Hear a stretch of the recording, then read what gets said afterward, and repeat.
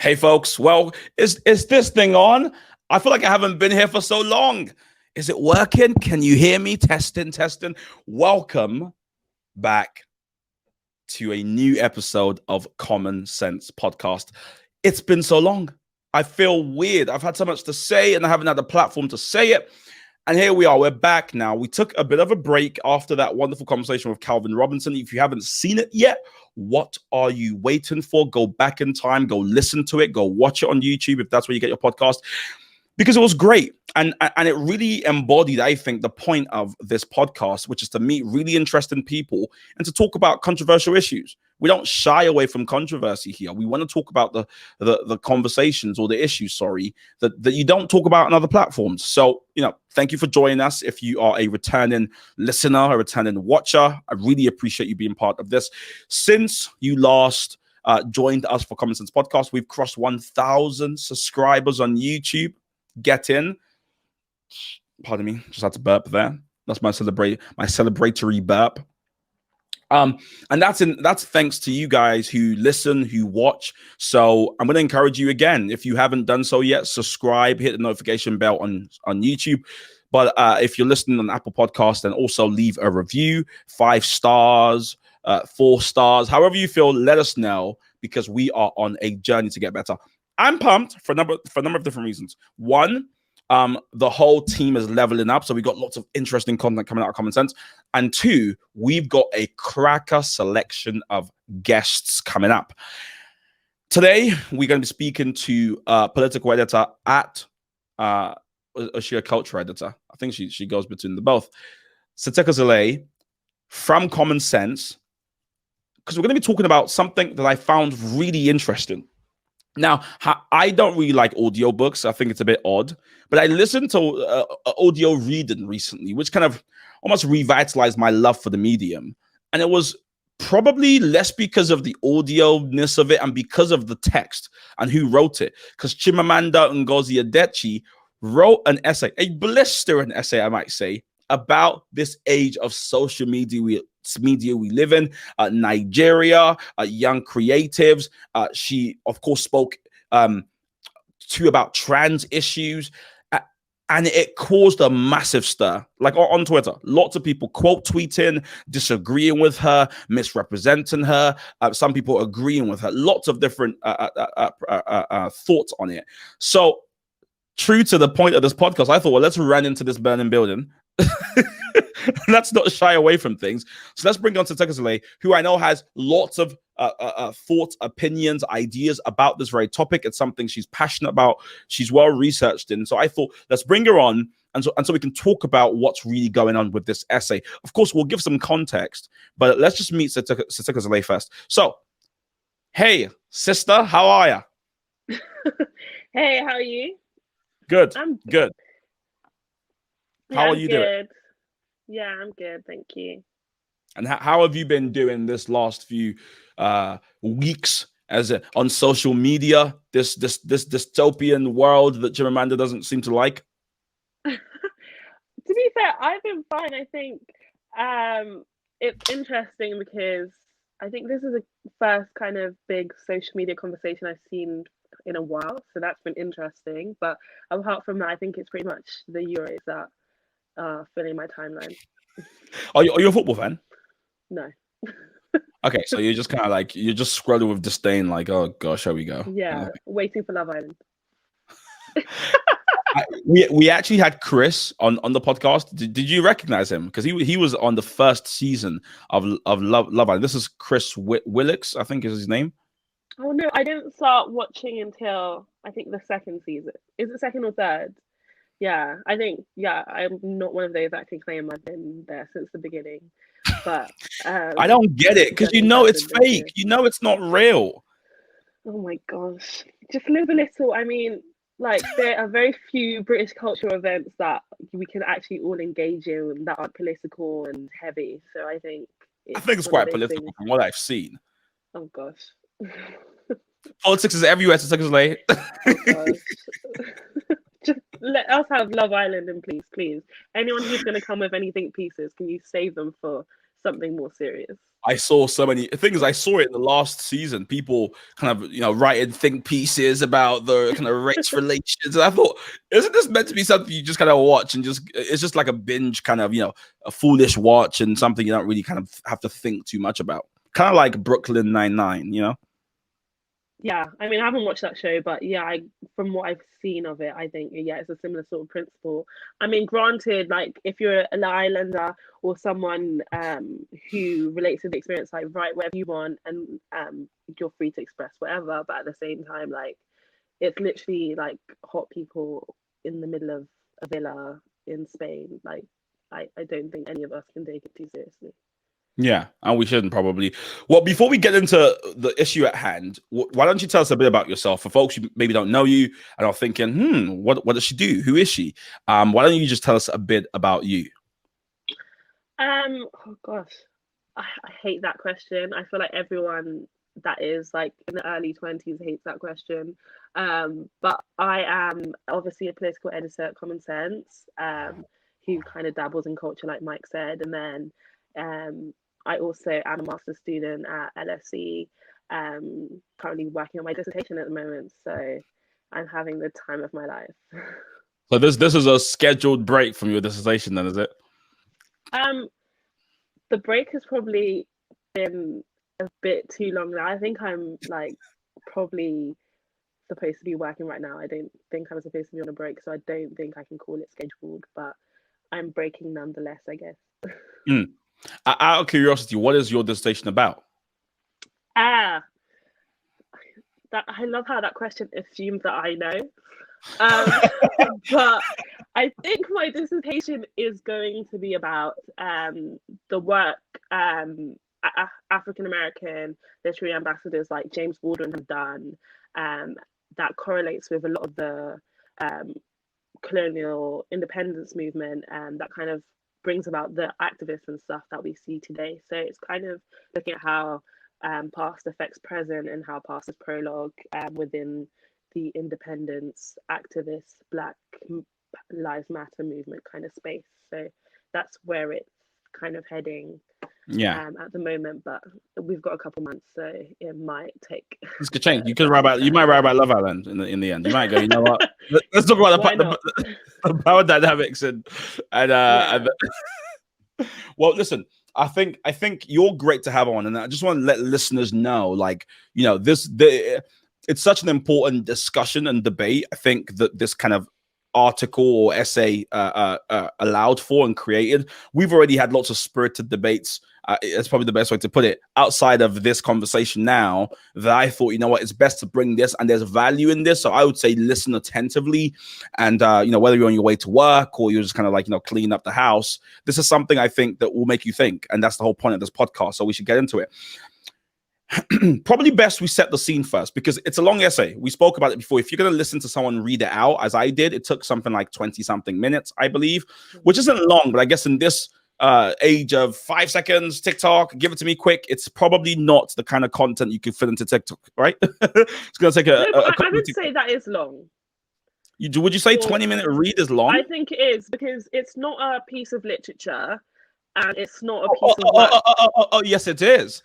If you've read the way this woman wields the pen, this is most definitely a high. No, but I mean, as in, like, a piece of fiction. That's what I would probably say. Like, I think it's really rare for a lot of people, unless it's probably like something like self-help, for people to sit down and read a piece of writing that is that long, because articles aren't, and for the most part, any sort of non-fiction, informative kind of pieces aren't really that long. So I think 20 minutes, well, I'm saying it probably maybe because I struggled when I was reading it, but it's a long time to hold someone's attention, I think. I mean, oddly enough, that's probably where we ought to start, because it seems as though Chimamanda's misjudging this generation, if you like, in terms of how they even want information conveyed. Now, in the essays that's unduly long, you would say, she goes on further to talk about this, and essentially what happens in this essay, which you can read, it's in 3 different parts, is her sharing how she feels about some relationships she has, her relationships with two young Nigerian kind of writers. These are two people who I think attended her workshop that she does or she did on writing. There are people who went on to build a personal relationship with her in some regard, who then went on to kind of, chase and sell books and do stuff like that. And essentially, she's talking and calling out their hypocrisy. That's what she sees it. She sees it as. She's criticizing this age of social media where people get close to famous people, use their clout, if you like, to further their agenda, their careers, and then in the same vein criticize, falsely accuse, falsely label these said famous people, in this kind of weird dystopian social media, take, never give type of way. Now, that's the way Chimamanda sees it. And she wrote this essay talking about, how she feels. Important context is she writes it. And I watched an interview with her on Channel 4. Her father passed away. Then her mother passed away on her father's birthday. And she said going through that grief helped her realize that she needs to kind of share what she feels and that life is quite short. So she wrote that knowing, as we all know, you spoke about it before, this woman came in with a TED talk on Beyonce's song and just kind of shook the table, so to speak. So she's very, very, very careful about kind of putting yourself out there, whatever. But she just thought, you know what, to use a British phrase, bun it. This is how I feel. I'm going to write it. And here I am. So with that context in hand, best way for us to tackle this is probably to just get our general views of what we think about kind of what she's saying. And I just thought maybe we go through the parts because each part is a nice development on the story. So when you read this, Sithokozile, what did you think? What did I think? I think that I thought that Chimamanda missed the mark in a couple different instances, but at the same time, I had an appreciation for the fact that she was expressing her personal experience, like you said. But the wider points that she was trying to extrapolate in the third part, which we'll get to, I just think that there was a bit of a reach happening there, and her personal experience and the extrapolation she made from those just seemed like she didn't understand the nuance of what her experiences were actually speaking to. And I think that was kind of my overall drift, because especially looking on social media after, I think a lot of people wanted to then make this a moment to say that Chimamanda is speaking eloquently about cancel culture and how everyone should essentially use this as basically a blueprint for how to talk about cancel culture. But when you look at the first two parts, I don't think that's what those experiences were actually speaking about or even alluding to. So when you get to the third part, I'm like, I don't know how we got here, but this isn't what you were discussing. You were discussing a personal experience, and that's where my confusion kind of was. But couldn't you say though, because like I'm happy to say publicly that I disagree with you, and I see it a slightly different way. But to even ask you questions on what you just said, couldn't you say that the personal stories she shares don't so much undo the point she's making, but help to kind of accentuate it by giving some real life examples of how kind of this whole social media life thing comes to be in the first place, and the kind of, you know, where the whole cancel culture thing comes from in the first place. There's a book that came out way before cancel culture was ever a term. I forget who wrote it. It was called So You've Been Publicly Shamed. And I forgot who wrote it, but in the book, the point it's making is again this notion of public shaming and you know stripping nuance from issues, putting them online, you know, saying whatever you know is going to kind of do well online without being some kind of factual and consistent with what's actually going on at hand. Isn't that what sharing those personal stories do, and not just solely undoing the point she's actually making in part 3?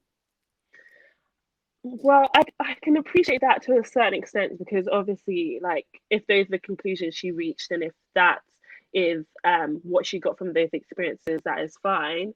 But I think it's also looking at the wider context of who is speaking and what she is speaking about. Like, she's speaking as a Nigerian woman who had experiences, specifically, I believe, with two Nigerian women.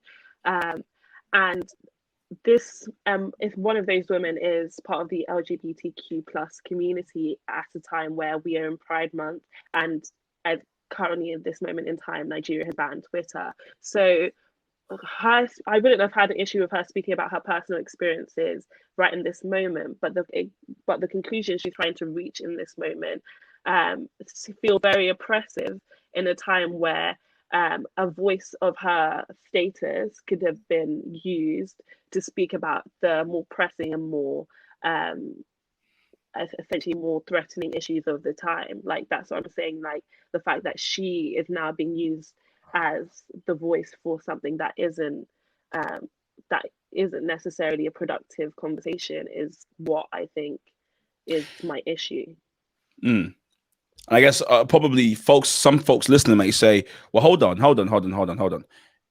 Isn't the fact here that she's a human missing, in that she feels something, she's writing about how she feels? Like that's a right and freedom every human being should have, not least, and especially if the people that have accused her of being a murderer, of being a transphobe, have not thought, hold on a minute, her parents just died. Oh, hold on. They don't do that. But then she should have to think about, well, what month is it? What's going on here? When she's just emoting and sharing how she feels about something. Isn't it freedom?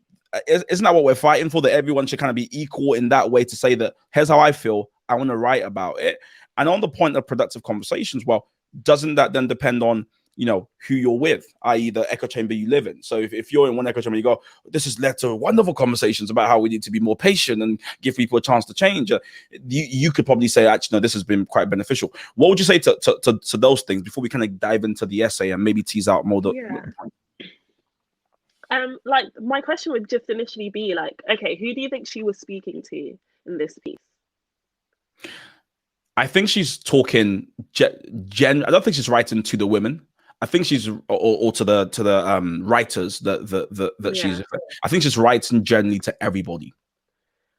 Well, in the essay, I think she makes it very clear that she's addressing young people, right? I think that is a fair assumption to make with her saying that she's essentially making a statement to the younger generation. Where would you say she said that? Because I don't see her. The idea of how she's saying that the world that young people have kind of created on social media is affecting the young people that she has spoke to, and she feels like for them to be able to use their voice freely, young people have to essentially create space and change that space so that the young people she knows are able to use those platforms without fear.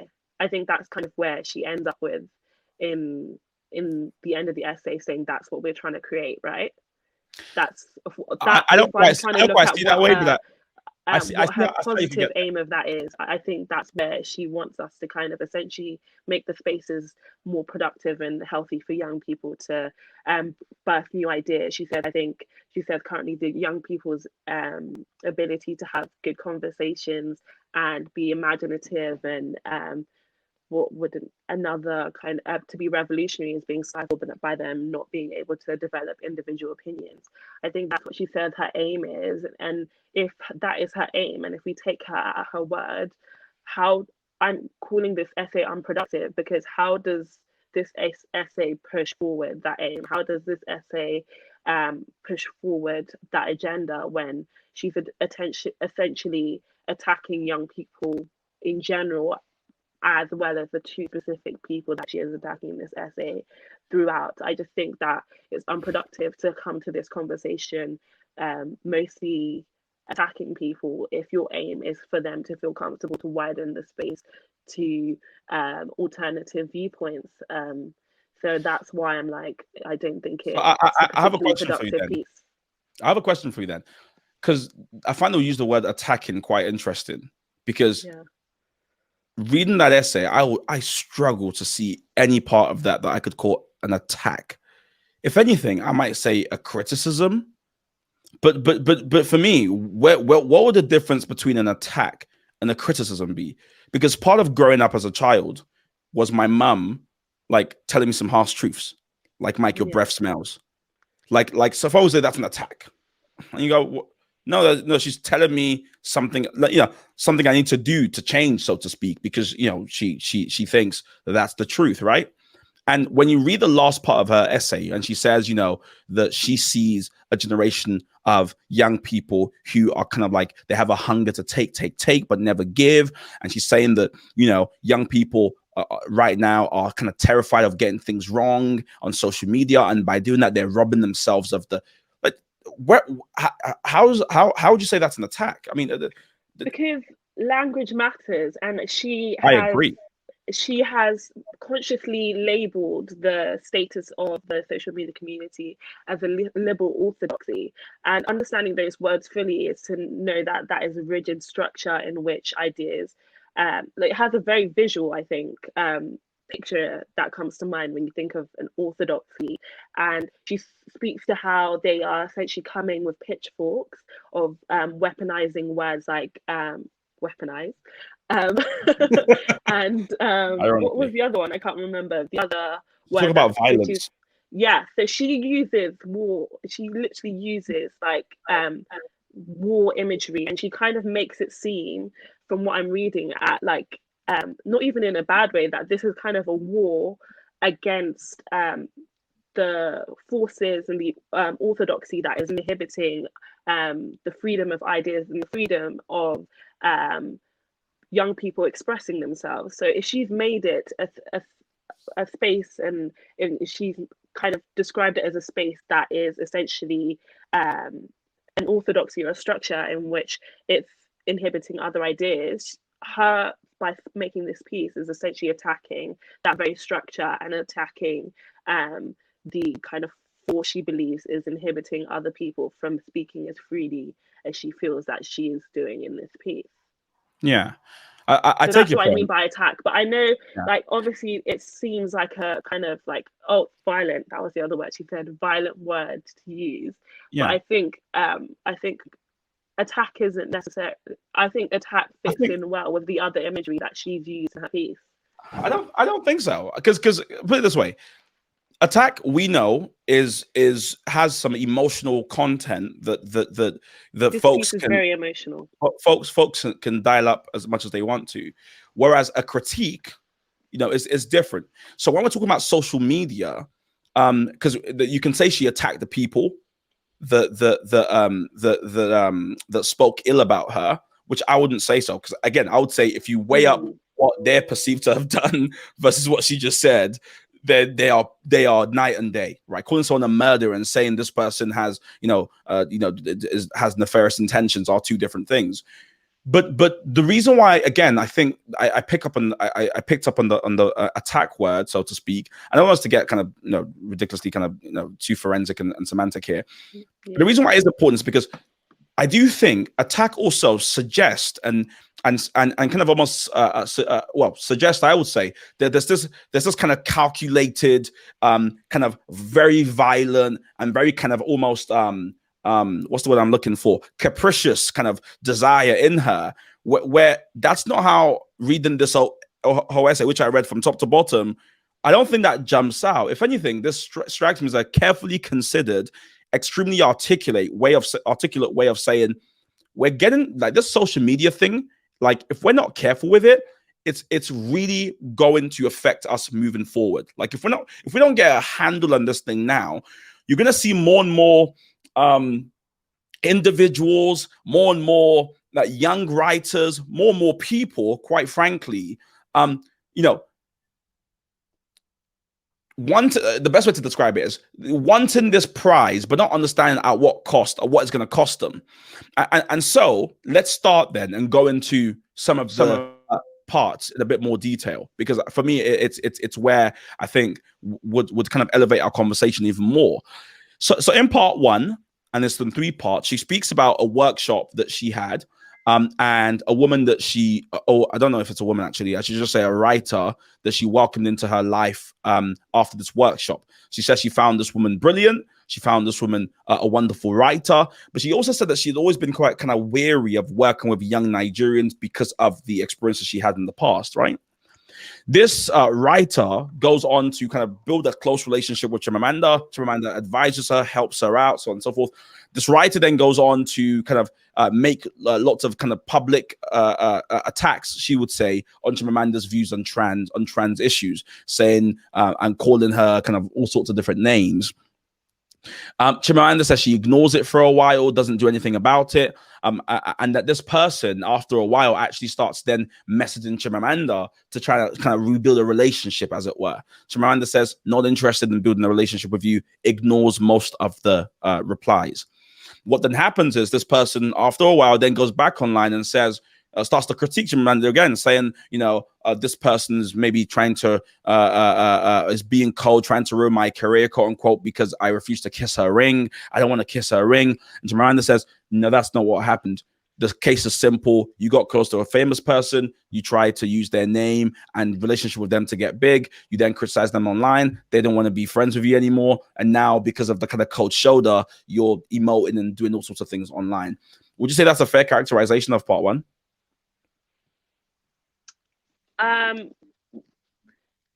Yes, I guess, yeah, that would be I cool. would say that. Just for folks who haven't read it, go read it yourself, because I'm trying to condense 20 or 30 minute odd pieces of content here really shortly, but just so you have the context for this conversation, I thought I would do that. So Sithokozile, what do you think about part one? What part stood out to you in what she's saying about the story? I feel like we're studying Shakespeare here. In part one, what do you think?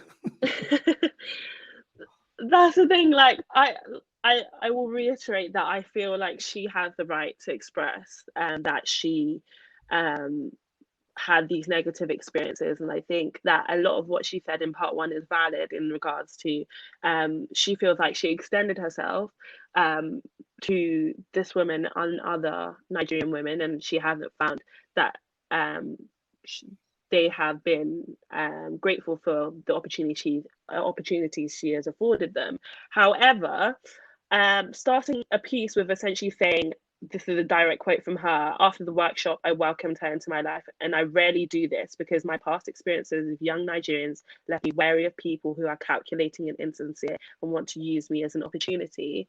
I think as Chimamanda, the woman who essentially is one of the voices of this wave of feminism, one of the women who is supposedly speaking for these people, the fact that she feels wary to interact with them doesn't sit well with me.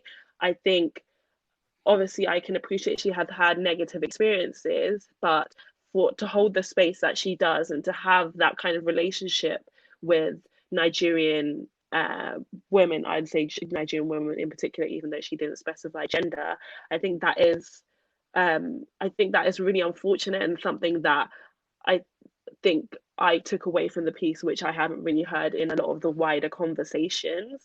And I think she then goes on to say that the woman was a bright young feminist, and I allowed that sentiment to override my unease.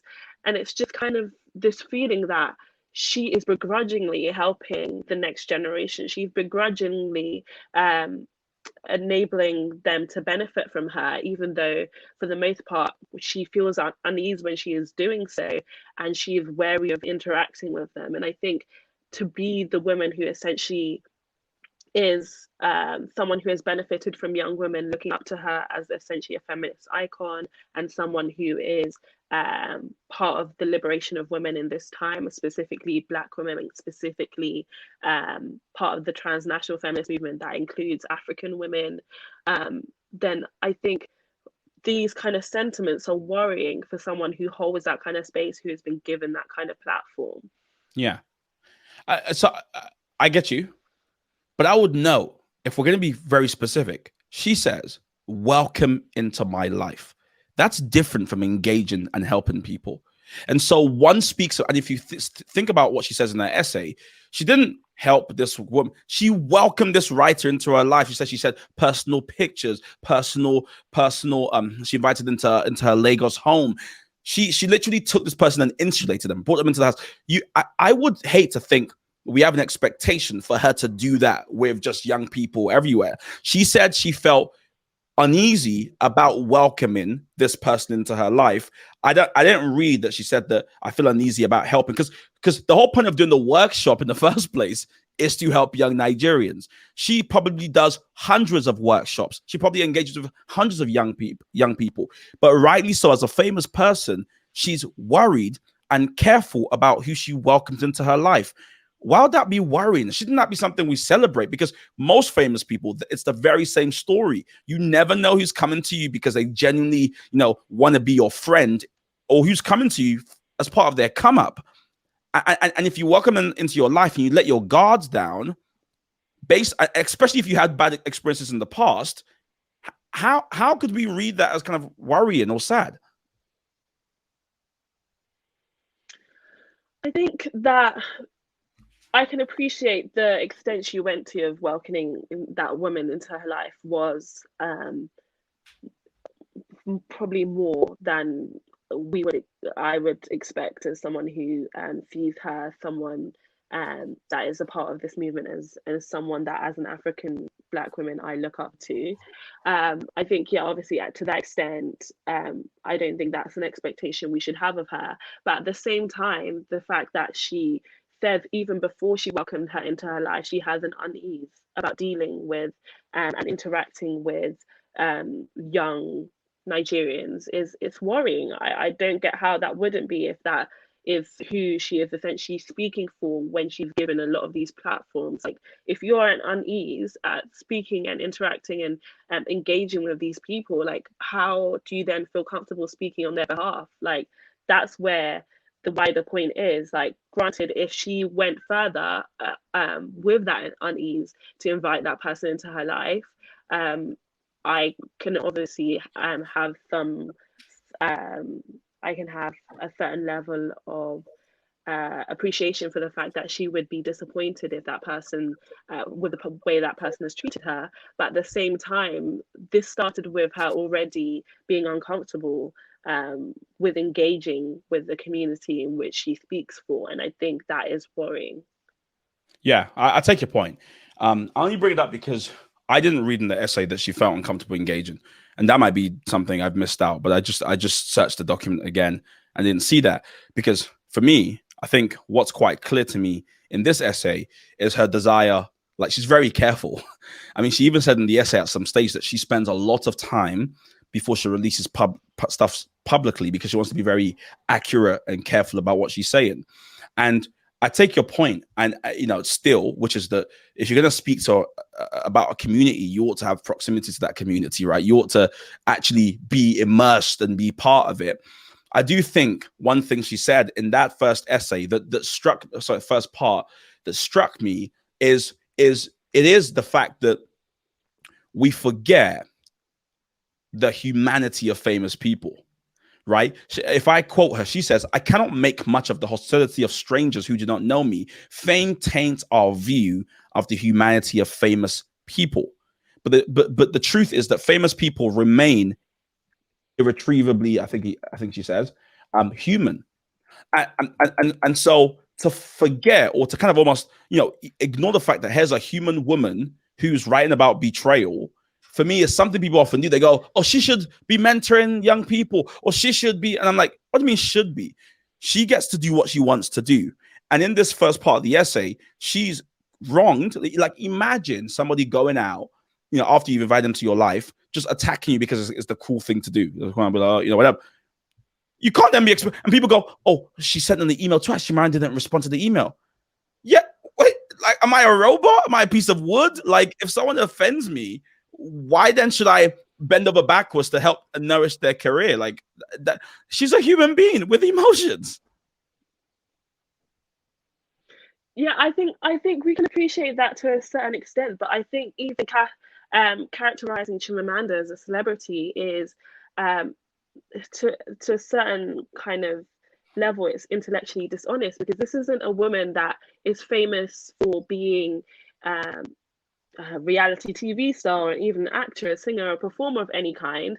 Her bread and butter is activism, if we're being very honest. Like, the reason she is talking, the reason she gets the opportunity she does to speak to the likes of Michelle Obama, is because of the stances she has made of activism. And to actually be very specific about Chimamanda, she is literally the face of transnational, well, pretty much the most recognizable face of transnational feminism. If we're being honest, like if we know someone who has, she is literally the person who shifted feminism from being a widely Western concept within the popular stage and started speaking about how the way we address feminism within the West can't just be copied and pasted into Africa and other places around the globe. So that is what, when you think of her, for the most part, that is what most people know her for. As unfortunate that as that might be to her humanity, that does give her a heavier responsibility than most. I don't think so. I don't think that's even fair. Most celebrities. Do you think that's fair? Because that's the thing. I don't think their conversation is about fairness, though. What? I think you're an advocate for fairness. I'm not coming here. No, but I don't think that's the conversation that we are having. Like, fair or not fair, I'm speaking to what the expectations are of her and why people would be disappointed. But the thing is, granted, I can appreciate that for her, that might be a heavy burden to bear, and that might be something that she would struggle with. And I have sympathy for that, for her humanity in that sense. But at the same time, like, she has to appreciate that that is the expectation she has built for herself, and navigate. If she chooses to navigate against that expectation, there's a certain level of criticism that she should feel comfortable, well, not comfortable with, but she should expect, even if that might be uncomfortable and negatively affect her. And I think, as sad as that might be, it's almost speaking to what she said, if we expect that it to be different for her just because she's a celebrity. Like, she's expecting that she can navigate this space however she wants, whereas she is literally speaking for a certain group of people, and she is beholden to a certain extent to what their expectations are. And I don't think that's an unreasonable statement to make. I agree with you. I don't think it's unreasonable at all. I actually do agree with expectations you have, but of course, your expectations of somebody, that's your expectations of them. Whether they want to be beholden to that, they want to respond to that, they want to live like that is something else, right? You say she's built up her reputation. It's like, yeah, she's built up her reputation, but people know her for different things.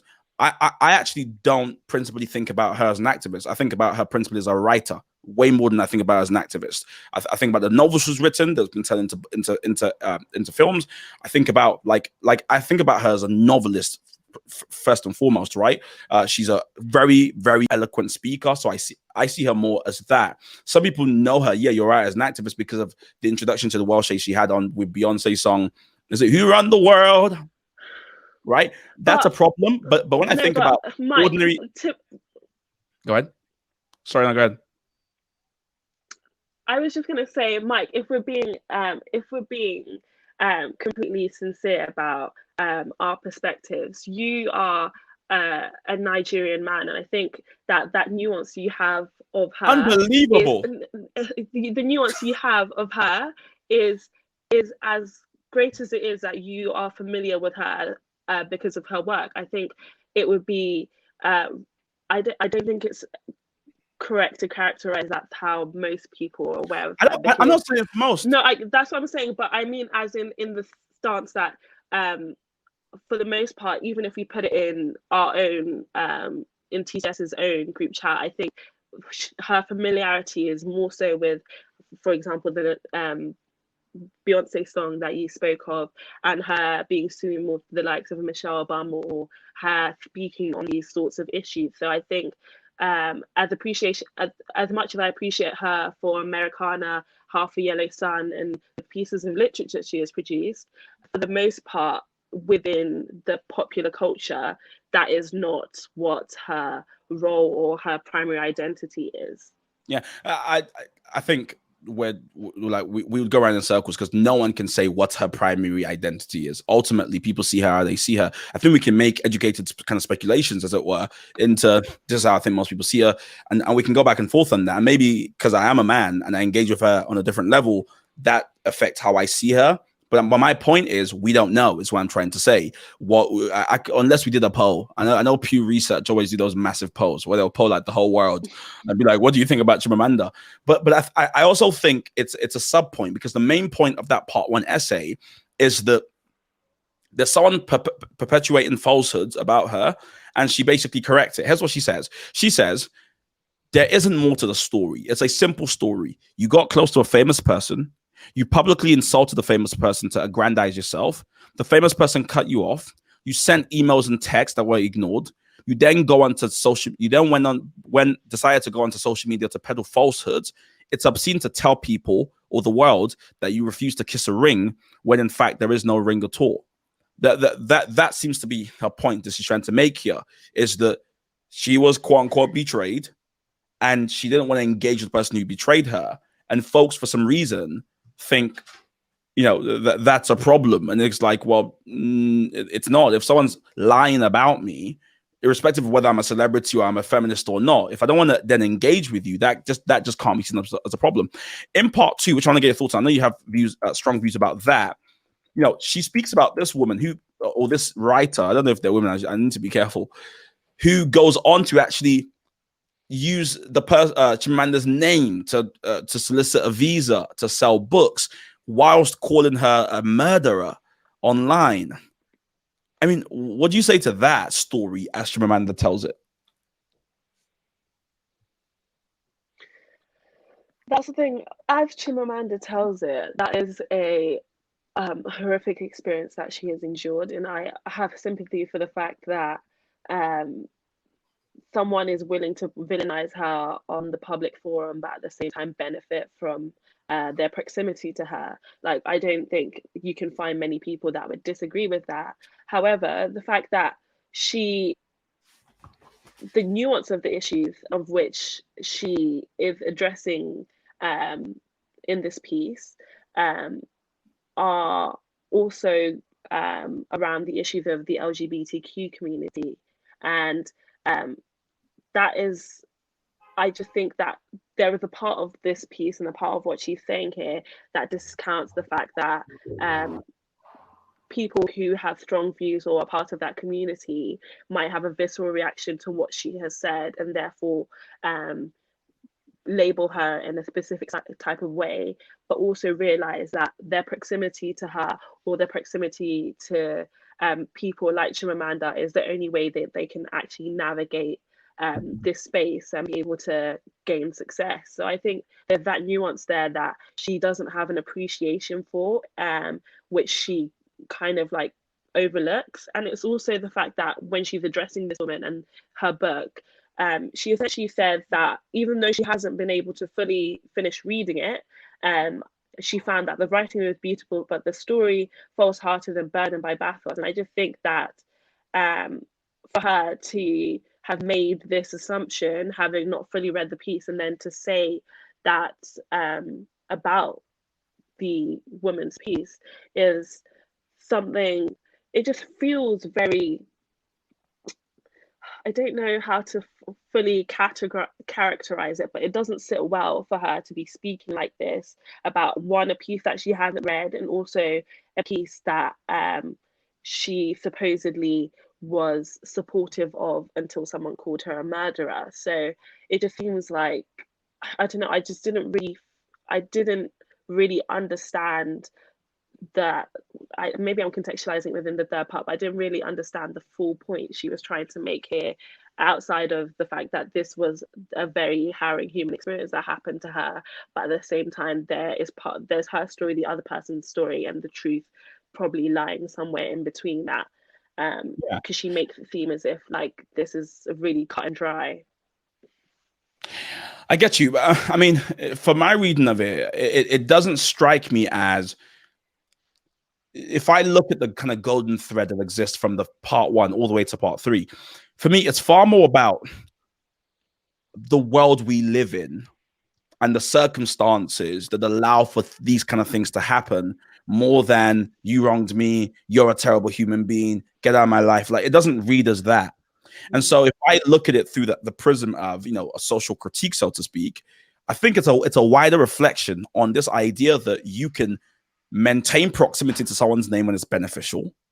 And the minute something's no longer beneficial to you, go on social media and like self-aggrandize about, this and that, and do all sorts of things, right? She spoke to you about tantrums. When things aren't going your way, you using social because you know how to navigate it, saying the right things, the right buzzword here, the right so as to self-aggrandize when in reality, you know, that's not the case at all. For me, that's where I think the weight of this kind of the weight of literature, if you like, that she's written points to is this and hence why for me I think folks you are kind of getting into like I get the point you're making about kind of her critique of the book, but for me that's like a by the way thing. Maybe it might be a personal dig. Okay, she's a human, there's a personal dig there. You're right, it's not a good thing. It doesn't sit well with me neither for someone who hasn't read a full thing to say, oh, it's crap, you know. But it's like, yo, go online and see the millions of folks who have not opened this letter, who see trans and see Chimamanda and go, oh, disgusting. And you kind of go, you didn't even read it. I mean, to give an example, the LGBTQ plus, I think, Twitter account quote tweeted this essay and said, this is transphobic. We don't stand for this transphobia. They obviously didn't read it because nothing she says in this essay, at least, is talking about trans people or transphobia at all. And then the LGB Alliance quote tweeted that tweet to say we disagree with them because we've actually read it and what's in here isn't what's happening at all. So that point I'm totally agreed with you on. But I think generally, and she does this when the piece reaches its crescendo in part 3, she really punches social media, as we call it, or the liberal orthodoxy, whatever you want to call it, in the gut, because she says people who wield words like violence and weaponize like tarnished pitchforks, right? No compassion for anybody, aren't genuinely curious. Ask them a question and you're told the answer is to repeat a mantra.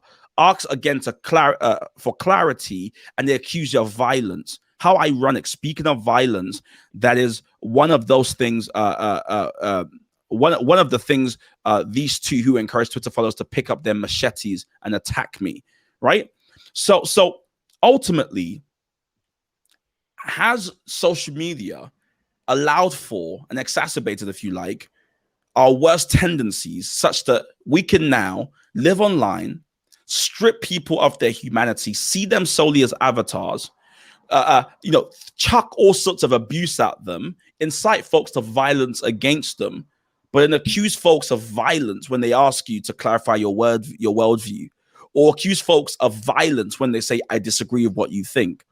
You know, if we created this dystopian world, and that's what I think is at the heart of this critique that she writes, is it's a dystopian world. It's very Orwellian in a sense that we live in a world now where young people, she said, you know, are cold-blooded and gasping, have a hunger to take, never to give, have a massive sense of entitlement, an inability to show gratitude, and ease with dishonesty and pretension and selfishness that is couched in the language of self-care, an expectation always to be helped and rewarded no matter whether deserving or not, language that is slick and sleek but with little emotional intelligence, an astonishing level of self-absorption, and unrealistic expectation of puritanianism from others, or I can't puritanism from others, an overinflated sense of ability or talent. I mean, she really goes into auntie mode and goes, "You are just what are you doing?" But for me, aren't you terrified of that? And does that strike a chord within you? All those points she's making. Like, I think there's a reason why this kind of conversation is like being had all over the world, right? And why the effects of social media is quite topical. Like, there is some validity to what she said, but at the same time, if I'm to take your approach and to take this on the wider world scale, if we're addressing the specific issue those I don't know if it's both women, but one of the women specifically had, is that as a member of the LGBT community, Chimamanda didn't see trans women as women in the full stop kind of sense. She felt like there was difference and nuance that needed to be extracted between the two of those, and that in itself felt violent to them as people with a life expectancy Black trans women having a life expectancy of, if I'm not mistaken, around 35. So for them to feel that things that kind of leave room for their validity and their worth to kind of be debated in some way is to have a violent reaction to that, or a visceral kind of reaction to that, is, I think that is something that she is discounting in this piece. Like, fair enough, she might have a different point of view, but for people to feel strongly against that because their lives are literally at stake, it's a matter of life and death, when that kind of negotiation that she is trying to make is what creates the environment where those people are struggling to survive. Whether you agree with the actual rights of the LGBT community or the issues that they are putting forward or not, like, a member of that community or someone with proximity to that community having an issue of that and having a very visceral reaction to that is, I think, is very valid, because it's literally a matter of life and death for them. And I can draw a parallel for Chimamanda's own experience. Like, Chimamanda believes that America being a racist country is an issue that she refuses to debate. She said that is a full stop, no comma kind of issue, whereby she is not willing to even engage in debate in that kind of regard. And to say that for someone else there's an issue, it's kind of hypocritical for her to say and to someone else that, well, for her there's one issue where she feels it's a full stop, no comma, no debate kind of statement, and something that affects their existence is not. I just think as much as she is entitled to her own perspective, it's on the wider stage, on the world stage, to have that kind of perspective is kind of damaging, because it's not contributing to liberation on the wider scale, when she has points which she can adamantly stand on and say there's no discussion here, there's no room for nuance, there's no room for anything. But when someone else says that, they are essentially creating liberal orthodoxy, and there isn't space for free thinking and free thought. And I just think that if she was the type of person who was willing to debate anything and everything, maybe we can have a different conversation. But she has her hard lines as well. Yeah. Like, which aren't like popularly accepted hard lines, if that makes sense. I think America being like a racist country, I don't think that's a fringe view. I don't think it's it's not fringe, but I mean, as in, like, for example, the people that are the right-wing people that are supporting her in this statement and in this piece probably wouldn't support that sentiment. Do you know what I mean? Yeah, but then that's them. So I'm just saying that's what I'm saying. But that means to a certain extent that she is navigating a space where she can make it seem like she's open to discussion on these kind of like sensitive or disputed issues, when there is certain issues which are contested and disputed that she isn't. And I think that speaks more to her not necessarily being transphobic, because I think that's a strong word, but not having the same sensitivity to their issues as she does for those that affect her. And I think that is something that people have a right to be upset about, because she is supposedly speaking on behalf of the wider community. But maybe that is what this is to make it even more clear that Chimamanda is speaking for a very specific point of view, and her humanity and her experience heavily informs how she navigates and speaks on issues. And I think that's something to appreciate maybe from this piece. Yeah, as well. I think you're totally right. You know, I think you're totally right, because I think it would be hard for me, like, you know, the right wingers, if you like, that are like, yes, Chimamanda, finally, kind of thing. I don't think you could say Chimamanda's work is wildly consistent with their worldview. You know, Chimamanda is she's definitely left wing as far as we would think about kind of the right left continuum in the West, so to speak. But she's also joined a growing list of people who are saying the same thing about social media, who are left wing. Stephen Fry is as left as you could think about. He's also spoken at length about social media and the way it's currently constituted and the way it stifles and kills through thought. J.K. Rowling, and I know some people that's a trigger word, and they've got all sorts of thoughts on her. But again, she is left wing as generally speaking in terms of how she sees the world. But she's also spoken about the problems and the issues with social media, and so these folks, for the most part, are probably seen as aberrations in the left-wing thought. But I think social media and critiques of it actually fall out of the right-wing, left-wing continuum. I think the problem is, for the most part, ownership of a lot of these media outlets are currently left-wing. And so that's why people, or the left, if you like, are really a big fan of censorship and I shouldn't characterize the left, but just for the sake of conversation, we'll speak in caricatures, that's why some people aren't too bothered when a right-wing person gets their Twitter banned with no reason. It's like, yeah, it doesn't matter, it was hate. And you go, hold on, if we flip the script here and you had it controlled by some right-wingers, you wouldn't be very happy with how things are going here. So there are some issues. Don't talk about cancel culture, but there are some issues that we have to address, I think, with social media that we haven't done so. And part and parcel of why we haven't done so, I think, is what Chimamanda says in this essay brilliantly, as far as I see anyways, which is that even having the conversation is a problem these days about some of the things we're talking about. Some people would have seen what we're talking about, heard us use some words, and checked out because they're like, not interested. And it's like, well, how do we have progress if we don't have these conversations?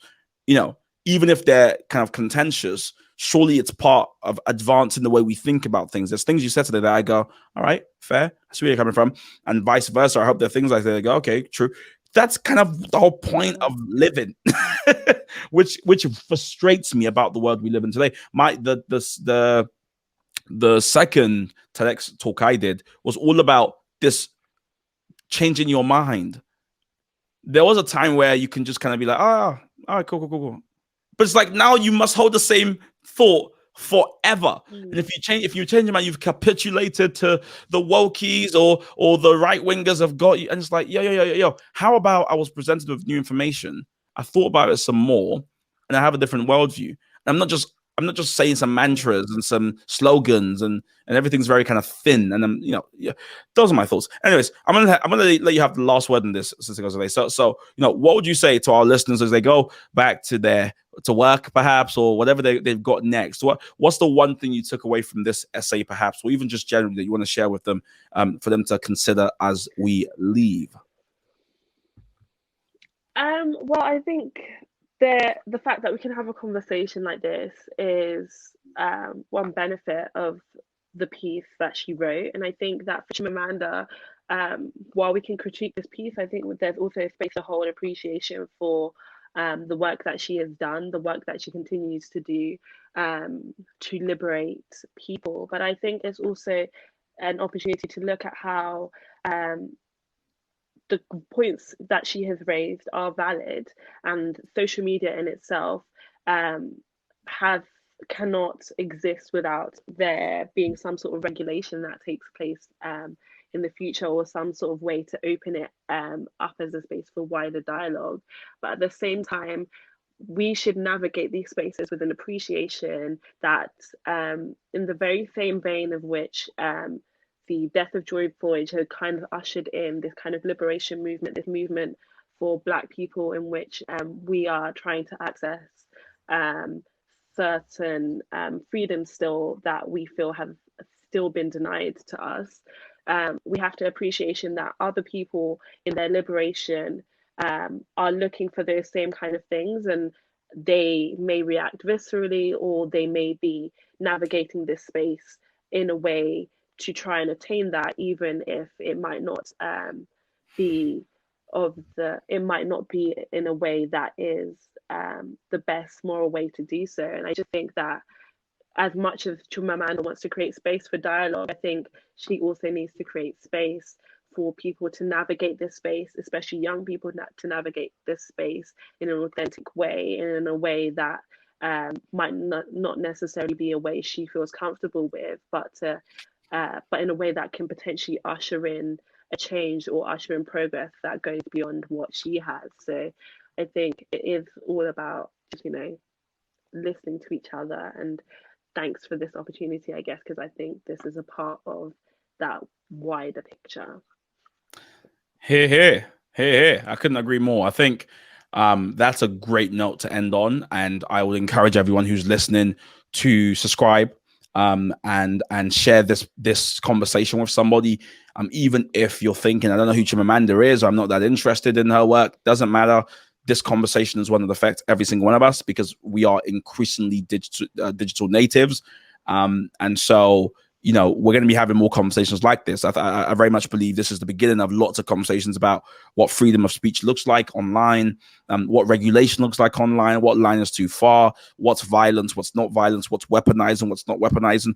We have to navigate this world, and the quicker we learn the vocabulary, but also how to channel what we think online and how to live authentically online, the better. So hit the subscribe button if you want more conversations like this. Don't forget to turn on your notification bell as well. And of course, thank you so much to my brilliant guest, Sithokozile. You can read her writing and watch her videos right here. And until next time, folks, be safe. I was about to say what Ellen says, be kind to each other, but yeah, let's not do that.